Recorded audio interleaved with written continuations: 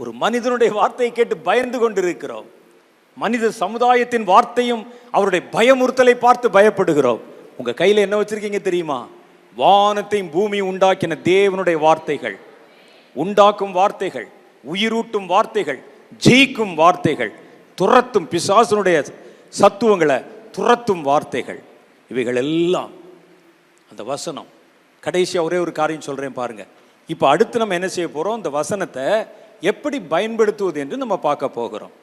அடுத்து கடைசி காரியம், கர்த்தருடைய வார்த்தை யுத்தம் செய்கிறது, சண்டை போடுது, உங்களுக்காக உயிர்ப்பித்தது, வழிகாட்டினது, ஒழுங்கற்றவைகளை ஒழுங்காக்கினது, ஒன்றுமில்லாமல் இருந்து காரியங்களை உருவாக்கினது, உங்களுக்காக யுத்தம் செய்கிறது.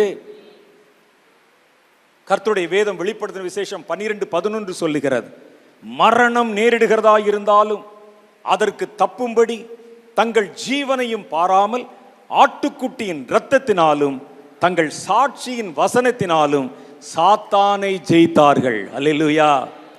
சாத்தானோட சண்டை போடுது அந்த வசனம். ஆட்டுக்குட்டியின் இரத்தமும் சாட்சியின் வசனமும். நம்ம இது வெறும் வார்த்தை தானே, வசனம் தானே படிக்கிறோம். இந்த வசனம் ஆவியின் பட்டயம் என்று சொல்லி எழுதியிருக்கு. கத்தி கையில் இருக்கிறது கத்தி. எபேசியர் 6:17 படிச்சு பாருங்க. ரட்சணியம் என்னும் தலைச்சீராவையும் தேவ வசனமாகிய ஆவியின் பட்டயத்தையும் எடுத்துக்கொள்ளுங்கள். இது பட்டயம்.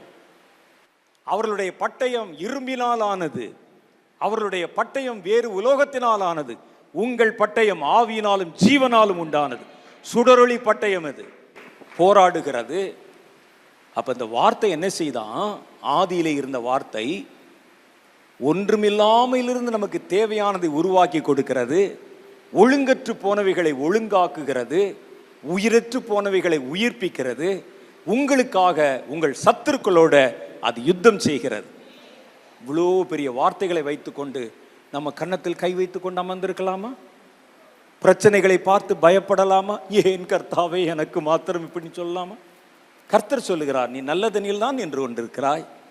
உன் கையில் இருக்குது அந்த ஆசீர்வாதம், உன் பையில் இருக்குது அந்த ஆசீர்வாதம். நீ தான் படிச்சு முடிச்சுட்டு ஜிப்பை போட்டு மூடிடுறியே, பயன்படுத்து. கர்த்தர் சொல்லுகிறார். எப்படி பயன்படுத்துவது? இதுதான் ரொம்ப முக்கியமானது. கொஞ்சம் அலர்ட்டாக கவனிங்க. உங்கள் வாழ்க்கையிலே நீங்கள் நாம் அறிந்து கொள்ள போகிற மிக முக்கியமான காரியம் இதுதான். கர்த்தருடைய வார்த்தை உங்கள் வாழ்க்கையில பயன்படுத்தப்படணும். ஆதியிலே அந்த வார்த்தை இருந்தது இல்லையா? அந்த வார்த்தை எப்பொழுது உருவாக்கிட்டுன்னு யோசிச்சு பாருங்க. எப்பொழுது உருவாக்கிற்று? எப்பொழுது உயிர்ப்பித்தது? எப்பொழுது ஒழுங்கற்றவைகளை ஒழுங்காக்கிற்று? ஆதியிலே வார்த்தை இருந்த போதல்ல, அந்த வார்த்தை உச்சரிக்கப்பட்ட போது, வெளிப்படுத்தப்பட்ட போது, சொல்லப்பட்ட போது, அப்பத்தான் அந்த வார்த்தை கிரியை செய்தது. உங்கள் கைகளிலே வார்த்தை இருக்கிறது. ஆதியிலே வார்த்தை இருந்ததை போல இந்த வார்த்தையை நீங்கள் உரைக்கும் பொழுது, கர்த்தர் உங்களுக்கு சொல்லும் போது, அப்பத்தான் அந்த வார்த்தை கிரியை செய்கிறது. ஆதியிலே வார்த்தை இருந்தது, அந்த வார்த்தை சிருஷ்டிக்கவில்லை. எப்பொழுது அந்த வார்த்தை தேவனுடைய வாயிலிருந்து வெளிப்படுத்தப்பட்டதோ அப்பொழுதுதான் அந்த வார்த்தை உயிர் பெற்று சிருஷ்டிக்கும் அதிகாரத்தை பெற்றது. நான் சொல்ற புரியுதா? வார்த்தை சும்மா இருந்தா ஒன்றும் வேலை செய்யாது. ஆதியிலே வார்த்தை இருந்தது, ஜஸ்ட் அது இருந்தது, அவ்வளவுதான். ஆனா அந்த வார்த்தை எப்பொழுது தேவனால் வெளிப்படுத்தப்பட்டதோ, ஆண்டவருடைய வாயிலிருந்து அந்த வார்த்தை வெளியே வந்ததோ, அப்பதான் அந்த வார்த்தை பவரோட. நீங்க பாருங்க, நம்ம வாசித்த இத்தனை இடத்துலையும் அந்த வார்த்தை சொல்லப்பட்ட போதுதான் கிரியை செய்திருக்கிறது. உண்டாக கடவுது என்றார், உண்டாயிற்று. லாசருவே வெளியே வா என்றார், வெளியே வா. இறையாதே அமைதலாயிரு என்றார். அதெல்லாம் ஆதியிலே இருந்த வார்த்தை தான். அந்த வார்த்தை சொல்லப்பட்ட போதுதான், சொல்லப்பட்ட இடத்துல கர்த்தரால வெளிப்படுத்தப்பட்ட போதுதான் அந்த வார்த்தை கிரியை செய்தது என்பதை நீங்கள் கண்டுகொள்ளணும். அப்ப இதை வச்சு பார்க்க போகும்போது நமக்கு ஒரு காரியம் தெரிகிறது. நம்ம கையில வார்த்தை இருக்கிறது, நமக்கு பிரச்சனை இருக்கிறது. இந்த வார்த்தையை பயன்படுத்தணும். இந்த வார்த்தையை பயன்படுத்தணும்னா இந்த வார்த்தை கர்த்தரால உரைக்கப்பட வேண்டும். அதான உண்மை. கர்த்தரால உரைக்கப்படணும். இப்போதான் ஒரு மிக முக்கியமான ரகசியத்தை நம்ம பார்க்க போறோம். இந்த வார்த்தை சும்மா இருந்தால் அப்படித்தான் இருக்கும். நீங்களாவது எடுத்து சொன்னாலும் அது ஒன்றும் வேலைக்காகாது. இந்த வார்த்தை கர்த்தர் சொல்லணும். இறையாதே அமைதலாருன்னு கர்த்தர் பேசணும். கர்த்தர் அந்த வார்த்தையை வெளிப்படுத்தணும். நான் ரொம்ப சிம்பிளா சொல்லுகிறேன் பாருங்கள். நாம் கர்த்தருடைய பாதத்தில் ஜெபிக்க உட்காருகிறோம். உங்களுக்கு இப்போ என்ன தேவை தீர்மானிக்கணும். உங்களுக்கு என்ன தேவை? என் வாழ்க்கையில் இதெல்லாம் இல்லை ஆண்டவரே, எனக்கு இந்த காரியங்கள் நியாயமானவைகள் எனக்கு உருவாக்கி தாரும், எனக்கு உருவாக்கி தாரும். ஒரு பிறவி குருடன் இருந்தான், அவனுக்கு கண்ணே இல்லை, பிறவியிலேருந்தே கண் இல்லை. கர்த்தர் ஒன்றுமில்லாமையிலிருந்து அவனுக்கு 2 கண்களை புதிதாய் உருவாக்கி கொடுத்தார். என் வாழ்க்கையில் இதெல்லாம் இல்லவே இல்லை ஆண்டவரே, எனக்கு அதை சிருஷ்டித்து தாரும். உங்களுக்கு என்ன வேணும் அதை முதல்ல தீர்மானிங்க. ஃபர்ஸ்ட், ஆண்டவரே என் வாழ்க்கை கோணல் உள்ளவளா இருக்கிறது, என் பிள்ளை கோணலா இருக்கிறான், என் புருஷன் கோணலா இருக்கிறான், அவருடைய வாழ்க்கை முழுவதும் கோணலாக இருக்கிறது, யார் சொல்லியும் திருந்தவில்லை, இனி என் வாழ்க்கை அவ்வளவுதான் என்று நம்பிக்கையற்று போயிருக்கிறேன். அதை செவ்வையாக்கும் ஆண்டவரே, உங்க வார்த்தையினால முடியும். ஒரு வார்த்தை சொல்லும் ஆண்டவரே. அதை யார் சொல்லணும்? கர்த்தர் சொல்லணும். அப்ப நம்ம உங்களுக்கு என்ன வேண்டும் என்பதை முதல்ல தீர்மானிங்கள். அதை உங்கள் தேவனுக்கு தெரியப்படுத்துங்கள். எனக்கு என்ன தேவை? என் கை கோணலா இருக்கு ஆண்டவரே, என் கையை நேராக்கும், அல்லது என்னுடைய காரியத்தில் இதெல்லாம் செத்த நிலைமையில் இருக்குது ஆண்டவரே, அதை மறுபடி உயிர்ப்பியும். அப்ப நான் கர்த்தருக்கு பிராது வைக்கிறேன். ஃபர்ஸ்ட் ஜெபத்தில் கேட்கிறேன், ஆண்டவரே எனக்கு இது வேணும், உம்முடைய வார்த்தை அனுப்பி என்னை குணமாக்கும்.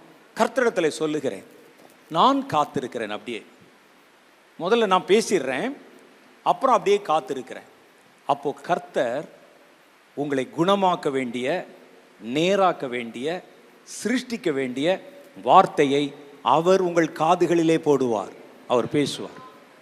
அவர் சொன்ன அந்த வார்த்தையை நீங்கள் இப்போ உங்கள் வாயை திறந்து சத்தமாய் சொல்லுகிறீர்கள், டிக்ளேர் பண்ணுகிறீர்கள். அப்பொழுது அந்த வார்த்தை கிரியை செய்ய ஆரம்பிக்கிறது. புரியுதா உங்களுக்கு?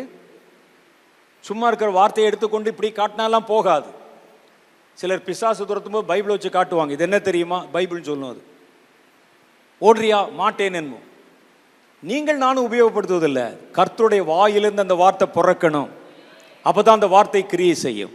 அதனால தான் கேட்டார், கர்த்தாவே ஒரு வார்த்தை சொல்லும், கர்த்தாவே ஒரு வார்த்தை சொல்லும், உம்முடைய ஊழியக்காரன் பிழைப்பான் என்றான். நீங்க ஆண்டவர்கிட்ட கேட்கணும், ஒரு வார்த்தை என்னை பிழைப்பூட்டுகிற, என்னில் உருவாக்குகிற, ஒழுங்கற்றவைகளை ஒழுங்காக்குகிற, கோணலானவைகளை சமன் செய்கிற, மரித்தவைகளை உயிரோடு எழுப்புகிற, எனக்காக யுத்தம் செய்கிற உம்முடைய வார்த்தையை எனக்காக ஒரு வார்த்தை வெளிப்படுத்தும். ஒரு வார்த்தை சொல்லும் கர்த்தாவே, உம்முடைய ஊழியக்காரன் பிழைப்பான், உம்முடைய வேலைக்காரன் பிழைப்பான். நம்முடைய ஜெபத்தில் நம்ம ஒரு காரியம் செய்ய போறோம். முதல்ல உங்களுக்கு என்ன வேண்டும் அதை கர்த்தரிடத்திலே சொல்லுங்கள். அடுத்து கர்த்தரிடத்திலே காத்திருங்கள். உங்க இருதயத்தில் கர்த்தர் நீங்கள் பயன்படுத்த வேண்டிய ஒரு வசனத்தை அல்லது ஒரு வார்த்தையை உங்கள் இருதயத்திலே புலப்படுத்துவார். இன்னைக்கு நம்ம செஞ்சு பார்க்க போறோம், நடக்குதான் பார்க்க போறோம். அந்த வார்த்தையை கர்த்தர் புலப்படுத்தின உடனே உங்க மனசுல வரும், அப்படி பளிச்சுன்னு ஒரு வார்த்தை வரும், ஒரு வசனம் வரும், ஒரு வாக்குத்தத்தம் வரும், ஒரு உருவாக்குகிற அதிகாரம் நிறைந்த ஒரு கட்டளை வார்த்தை வரும். அதுதான் உங்க பிரச்சனைக்கு உண்டான சாவி. என் பிரச்சனை என்னை மூடி வச்சிருக்கு, அது எத்தனையோ சாவி இருக்கு இந்த வசனத்துல. என்னுடைய பிரச்சனைக்கு உடைய சரியான சாவியை தேர்ந்தெடுத்து, கர்த்தாவே ஒரு வார்த்தை சொல்லும், உங்களுடைய அடியான் பிழைக்கட்டும் என்று கேட்டு காத்திருங்க. பளிச்சுன்னு உங்க மனசுல கர்த்தர் உங்கள் பிரச்சனையை தீர்த்து வைக்கிற ஒரு வார்த்தையை வெளிப்படுத்துவார். அவர் வெளிப்படுத்தின உடனே அந்த வார்த்தை நீங்க சத்தமா வெளியே சொல்லி டிக்ளேர் பண்ண போறீங்க. அப்படி உரைக்கப்பட்ட உடனே உரைக்கப்பட்ட வார்த்தை தன் வேலையை செய்யும்படிக்கு உயிர் பெற்று எழும்ப ஆரம்பிக்கும். மரித்த பிரச்சனை உயிரோடு எழும்பும். விடுவிக்கப்பட வேண்டிய கட்டு விடுவிக்கப்படும். சுகமாக்கப்பட வேண்டிய சரீரம் சுகமாக்கப்படும். கோணலாக இருந்தவைகள் நேராக்கப்படும். கர்த்தருடைய வார்த்தை ஜெயிக்கும். கர்த்தருடைய வார்த்தை நிலைக்கும். அதைத்தான் இன்னைக்கு நம்ம செய்ய போறோம். நாம் இன்னும் சில நிமிஷங்கள் ஜெபிக்க போகிறோம். முதல்ல உங்க பிரச்சனை என்ன என்பதை தீர்மானித்துக் கொள்ளுங்கள். சுகமாகணுமா, கோணலானது சரியாகணுமா, அல்லது புதிய காரியங்கள் உருவாக்கப்படணுமா, அல்லது மரித்த நிலைமையில் இருக்கிற உங்களுடைய வாழ்க்கை செழிப்படைந்து உயிர் பெறணுமா, அல்லது உங்கள் போராட்டங்களில் ஒரு ஜெயம் கிடைக்கணுமா? அதை முதல்ல ஆண்டவர்கிட்ட பேசுங்க. ஆண்டவரே, என் பிரச்சனை இப்படி, என்னுடைய போராட்டம் இப்படி, இதை நிவர்த்தி செய்யக்கூடிய உம்முடைய வார்த்தையை எனக்கு தாரும். அந்த வார்த்தை கர்த்தருடைய வாயிலிருந்து பிறந்தால்தான் அது கிரியை செய்யும். இல்லாவிட்டால் வார்த்தை இருக்கும், ஆதியிலே வார்த்தை இருக்கும். அந்த வார்த்தை உரைக்கப்பட்டால்தான் அது வேலை செய்ய ஆரம்பிக்கும். அந்த வார்த்தையை கர்த்தர் உரைப்பார். கர்த்தர் உங்ககிட்ட பேசுவாரா பேச மாட்டாரா? கர்த்தர் எங்கே இருக்கிறார்? எனக்குள்ளே இருக்கிறார். அவர் ரொம்ப சுலபமா உங்களிடத்துல பேச முடியும். நீங்கள் அமைதியா காத்திருந்தா கர்த்தர் பேசுவதை உங்கள் மனதிலே தெளிவாக உங்களால அறிந்து கொள்ள முடியும். இன்னும் கொஞ்சம் டீப்பா காத்திருந்தா ஒரு மெல்லிய சப்தத்திலே கர்த்தருடைய வார்த்தை உங்களால கேட்க முடியும். என் ஊழியத்துல ஆயிரக்கணக்கான முறை ஒரு மனிதன் பேசுற மாதிரி கர்த்தருடைய சப்தத்தை நான் கேட்டிருக்கிறேன். கர்த்தர் இன்றைக்கும் உயிர் உள்ளவர். மரித்தேன், இதோ சதா காலங்களிலும் உயிரோடு இருக்கிறேன் என்று கர்த்தர் சொல்லுகிறார். உயிரோடு இருக்கிற கர்த்தாவே, நீர் எங்கே இருக்கிறீர் என்று கேட்கிறோம். நான் எங்கும் இல்லை, என்னை தேடுகிற உன் நடுவில் உனக்குள்ள வாசம் பண்ணுகிறேன். என்னை மெய்யான மனதோட தேடினால் தேடும் போதே என்னை கண்டுபிடிப்பீர்கள் என்று கர்த்தர் வாக்கு பண்ணி இருக்கிறார்.